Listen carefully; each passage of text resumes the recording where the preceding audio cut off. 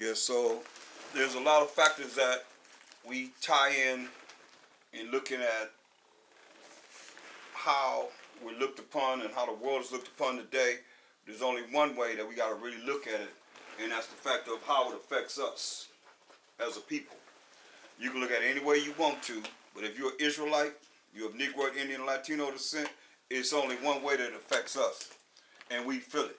And can't nobody in this world that is not of Negro, Indian, or Latino descent tell me personally about how it feels to grow up being such. If you're not of Negro, Latino, or Indian descent, as they call it, if you're not an Israelite, you're not us, you can't tell me how it feels to be me. We have every sign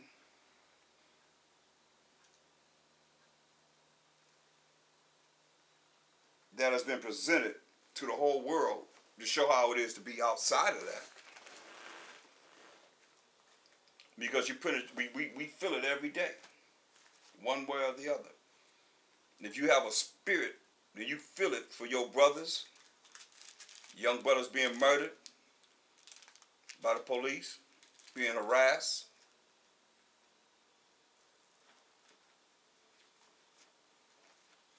sisters being raped, being harassed, even by the police. Don't get it twisted. So we in a world that's all against us. It's really against us. Because we got next. And it's a spiritual thing, but if you're not spiritual, then you don't understand how this spirit is related to racism, prejudice. That's what I want to say, prejudice. Because there was no racism back in the day. They came up with racism, which is a new word to represent you're for your own people. That's how I look at racism. So what's wrong with racism for we as the Israelites being racist and being for our people? Because we can't do anything for self until we love self. But our people so entwined with this world of, like I ask all the time, they'll say, I'm racist because I'll read Deuteronomy 27:6, for the Most High, for thou art the holy people unto the Most High thy power. Most High chosen you, a special people unto himself, above all nations of the earth. So that's racist. Because the Most High said it. But I'm racist. Because I read what the scripture says. It's not my fault. He didn't choose you. And some of you chosen still don't want to be chosen. You still all the time concerned about who? The so-called white man. No matter how you look at it. That's why this white woman came up in Hollywood a couple of weeks ago and said, the white man is the problem. But at the same time, I told her, he came out of you. Came out of the white woman. And before long, she couldn't even get out of her mouth before she went to talk about the black man in Africa, doing this and that and the third. Then she asked me, where's Timbuktu? So I went to Babylon and Timbuktu to show how the genius of the Israelites were going into Africa. The Jews. Those that have ears to hear can hear. Those that don't have ears to hear won't hear it. I mean, I don't have to answer you direct as Esau to program you to say, because Hamashiach Yahushua said, if you answer this, then I'll answer your question. It was many different ways you answer a question.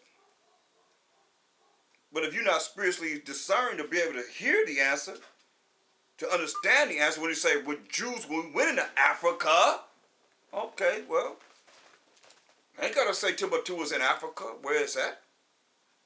My whole thing is I'm gonna get behind. The spirit gonna run with me to show. Okay, when you want to go here, you want to go there. I'm already showing you the significance and the brilliance and the expertise, the magnificence of the children of Israel when we went into Africa. What we did, what we gave Africa, running from Israel into Africa, fleeing from Roman persecution and slaughter. And even being there with provinces already, like Elephantine, and so many provinces that you see now, our people are still there. That's been there. You don't run to a place and you don't know where you're going. How you think the Most High told Joseph to take Mashiach Yahushua and Mary into Egypt if we ain't have some place to go? We always had places to go. That's why when they went out to OJ, where you go? He went right to the ghetto. His head was too big. They just plotted him out with that white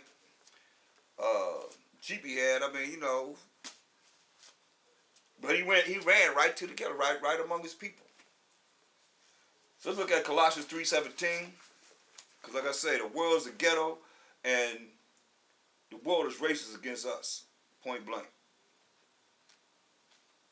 And sad to say, you got a lot of chocolate people that's white inside. They brown on the outside, but they white on the inside because their master is the God of this world. Satan and the so-called white man. So they superpower the earth. Esau's the end of the world. Jacob's beginning of that follow it. 2 Ezra 6 and 9.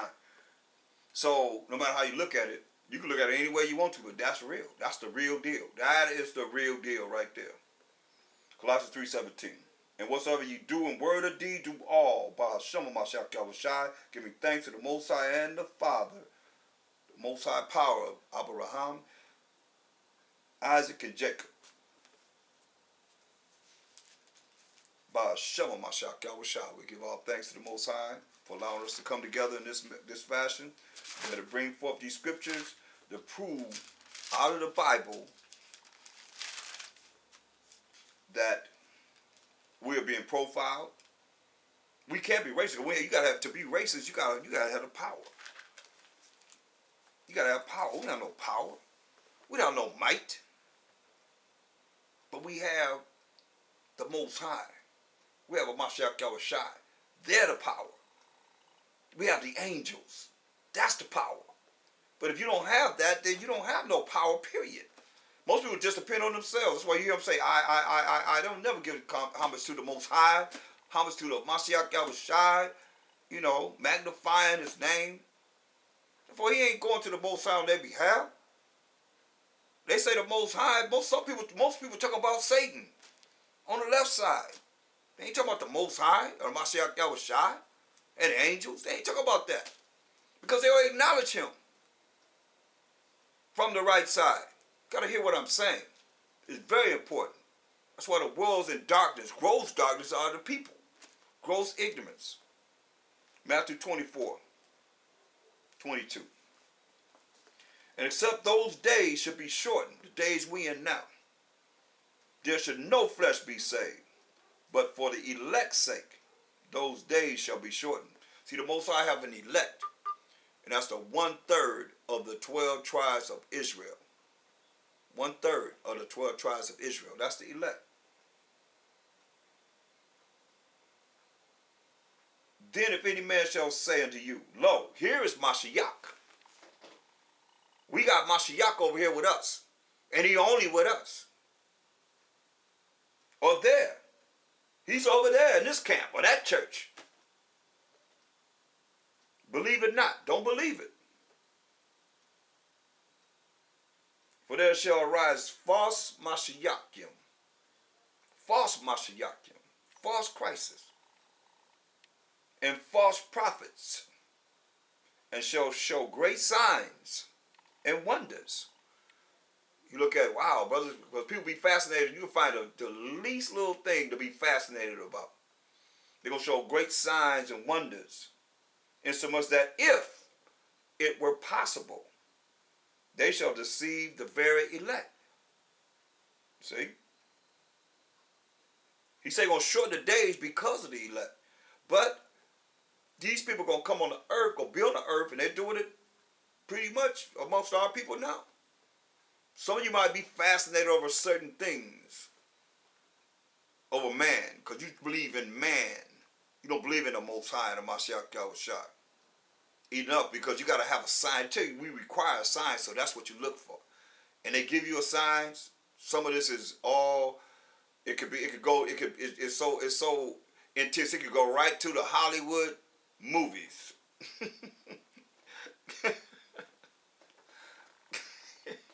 They can take it right to the screen.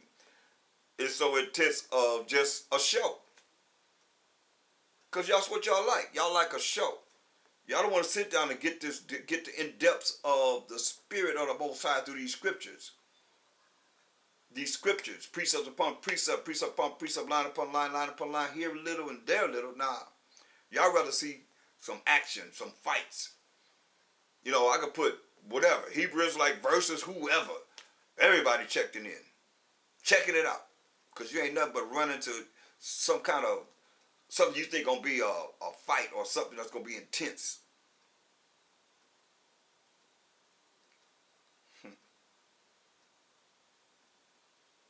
Second Peter's the second chapter.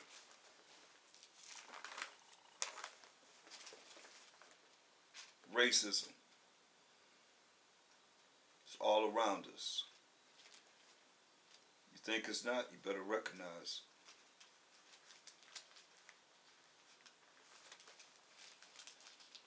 Second Peter's 2 and 1. But there were false prophets also among the people, even as there shall be false teachers among you, who privately shall bring in damnable heresies, even denying the Most High while Mashiach Yahushua that bought them. See, we're bought with a price. And that price is of Mashiach Yahushua's precious blood. But see, if you don't see it, you don't recognize it, you just rolling as an Israelite, and you don't really take that into consideration. Why should he come? Why should he come and redeem you? How can you be an elect and it doesn't even bother you? You don't feel any way, shape, or form what he went through and what the apostles went through and what the prophets went through, which was death. For their nation. They stood for their nation. They loved their nation. And they love the Most High. They love Mashiach Yahushua. That's the elect. But if you don't see it, then it's not talking about you. And you're going to reveal yourself. As time goes on, you're going to reveal yourself. Because you're going to think wrong. You're going to speak wrong and you're going to act wrong. You're not going to know what to do in your action as time goes on and we getting closer and closer to the kingdom. You're not going to know what to do.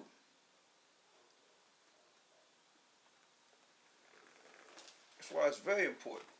Just hear this. Even as there shall be false teachers among you, who privately shall bring in damnable heresies, even denying the Most High while Mashiach Yahushua that bought them, and bring upon themselves swift destruction. See, he told you, if you don't confess me, I ain't confessing you. So this swift destruction, he gonna send Satan on you. Because you ain't talking about him. I mean, you can't just use him whenever you want him to be to your disposal. The Most High want to be exalted all the time. Mashiach Yahushua got to be confessed all the time. Not just at your disposal. Oh, I'm going to talk about the Most High now, because we too, I'll tell you, the world have you know different than a Christian. Now, anybody else that believe in their religion, that's why I see most Israelites are religious. Come from a Latin word, relegio, mean to hold back, keep down, and restrain. That's what is holding you back from the Most High, keeping you down from the Most High, and restraining you from the Most High. Because you know what? You ain't talking about them. Conversation mainly about Israel or yourself. These are the false teachers that have come amongst us and taught a doctrine that Israel not going to save us. Because you're an Israelite, what the hell that's going to do for you? And you ain't following the laws, don't know the laws, ain't studying the laws. Most I know. You ain't going over the laws. 613 laws, what are they? I was shocked when I went to, I'll tell you, you're going to keep hearing me saying, I went to look for somebody that was going over these laws. I didn't find nobody really going over these laws. I'm like, whoa, okay, let me step back and start going over myself because I know them. I just got to go over them. I just wanted to study with someone else. This is what we're supposed to be doing. How you going to be saying you're righteous and you don't even know what the Most High says? Do this and don't do this. Verse 2, and many shall follow their pernicious ways, by reason of whom the way of truth shall be evil spoken of. See? In a lot of these churches, that's what they're doing. We're bringing forth the truth, which is the law of the Most High. In Psalms 119, 142. That law is the truth. So some that used to be gung-ho, they still falling back. And they think you're going to make it to the kingdom. You want things to work for you and be in favor for you. When some they don't even take the time to come to Bible study. They don't take the time to be involved in gathering together.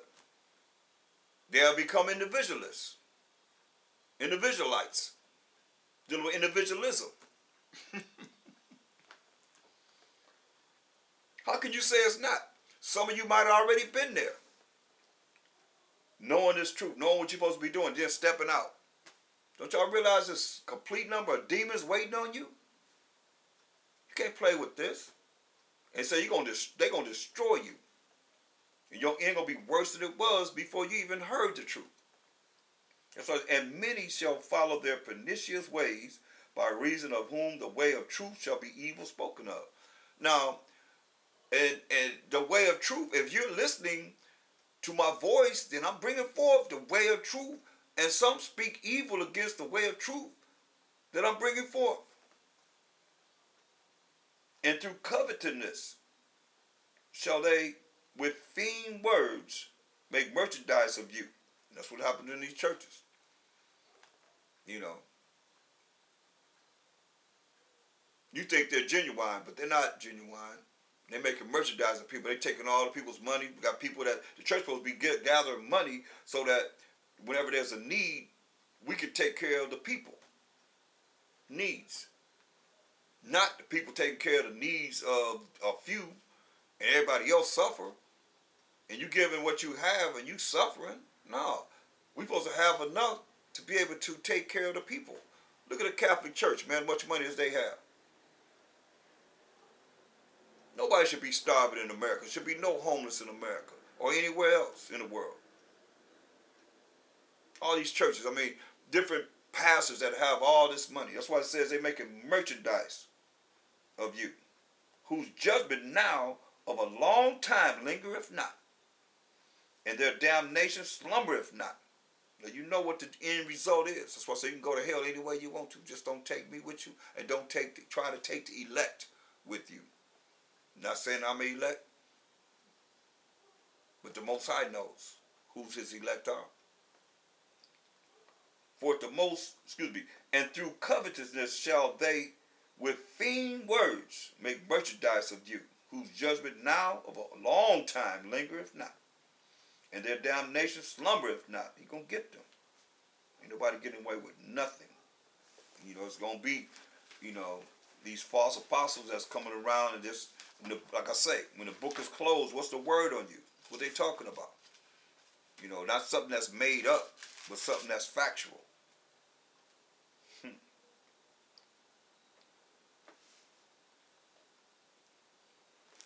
That's why we got to really be in this. really, really in this to the best of your ability. Jeremiah 48:10.